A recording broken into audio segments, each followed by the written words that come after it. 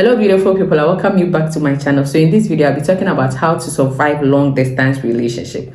Now long distance relationship is becoming like a norm because a lot of people are now traveling outside the country and it's becoming very popular. Like most people are involved in long distance relationship, so I just thought it's wise to address this issue. So before I go into how to survive it, I just want to say that when you want to go into long distance relationship, both parties must agree, because it is not easy. Being in a relationship is one thing and being in a long distance relationship is another thing. So both parties must agree that this is what we want to do. It has become necessary that we do this, so let's do it.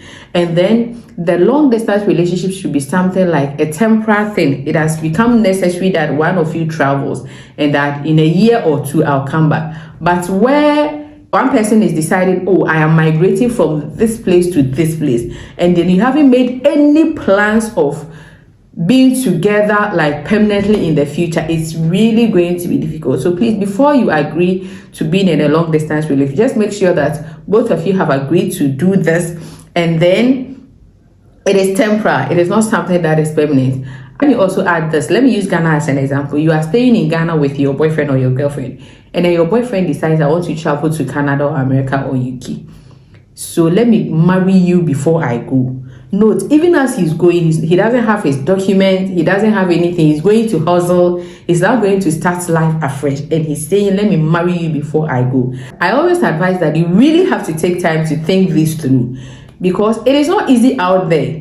And it's not like immediately he goes, he'll get his documents 1 year or 2 years and then he'll come and pick you, or he'll make arrangements for you to join him. If the person has all his documents set, or the person is certain that even as I'm going in a year, at most 2 years, I'm getting my documents and I can come back or you can join me, fine. But if you don't know, if you don't have a clear vision of the future, I really wouldn't advise you allow someone to marry you, or you marry someone and the person will leave to go and hustle outside. Most of the times, especially the females, you'll be here, your man will be outside, and then you hear stories. And because of documents, I had to marry this person. Because of documents, I had to stay with this person. And then you are here, you've been married into your boatness here. You can't go into any relationship, you can't marry again. And then your biological clock is taken. Now that menopause is almost 40, 45, health issues, and you are here waiting for your man to come back for 5 years, 7 years, 8 years, you are still here. If you are already married and it has become necessary that he goes, that one is different. But if you are dating and because he's going, he said, I don't want to lose you, so let me marry you and go. My dear, I wouldn't advise that. So even if I've made this clear, let me go straight to my point. There are some questions you need to ask yourself if you want to involve yourself in long distance relationship. The first question is that, is he or she worth waiting for? You've been with a person for some time. You know him or her. Is he or she worth waiting for? Like for you to stay 1 year, 2 years, 3 years to wait for him. Has he or she giving you enough reason, not by words, but by actions, by how he or she sees the relationship, even before this whole traveling? Is he really worth waiting for? Number two, is it a mutual feeling? How much you love him? Does he also love you the same way? How much you love her? Does she love you the same way? Or it's one way? You feel like, oh, but I love him, but I love her. Does he love you back? Is the feeling mutual? Ask yourself these two questions before you make a decision to really get yourself involved in a long distance relationship. So let's say you've already asked yourself and you've seen that this person is worth it, all things being equal, you have agreed to be in a long distance relationship. How do you survive in this kind of relationship? The first thing, my dear, is to communicate. You cannot do long distance relationship by not communicating. And we are lucky enough to have technology nowadays. You can do WhatsApp video call, you can do FaceTime, you can do calls, I really don't support the chat and hello, hi, how are you? I'm here. Okay, I just wanted to check up on you. I don't really feel the vibe with that. So you really have to be communicating more, do more video calls. Let a person see you, see him, like vibe. That will help you to survive your relationship. The second thing is that please be slow to judge. You know, funny things happen to our psychology when we are separated from each other.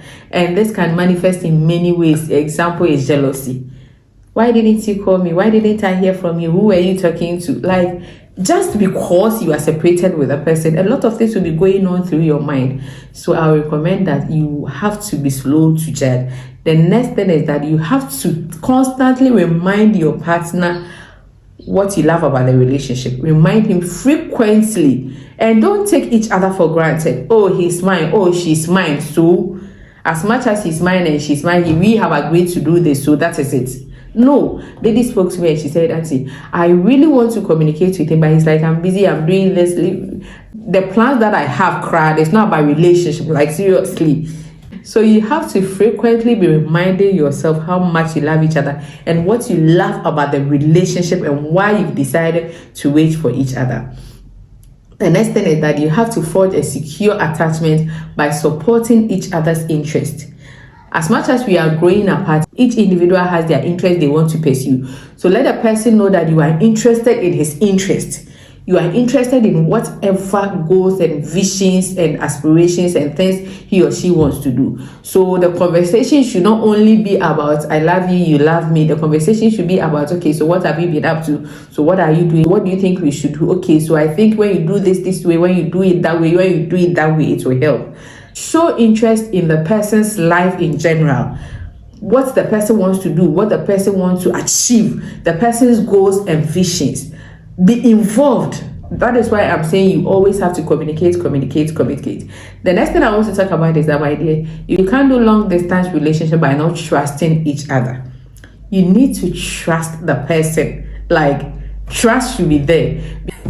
Because in the first place, your mind is doing you some way. And if it's coupled by not trusting the person, it is going to be difficult for both of you. So you have to trust each other.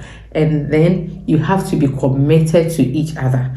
That is why it is important to be sure that this is a mutual thing. That is why it is important to agree on the fact that both of you are doing this. So you have to be committed to each other. Like, I am for you, you are for me. We are doing this together. If you are able to put these things in place, I am sure that you can work something out, and your long distance relationship, you will be able to survive.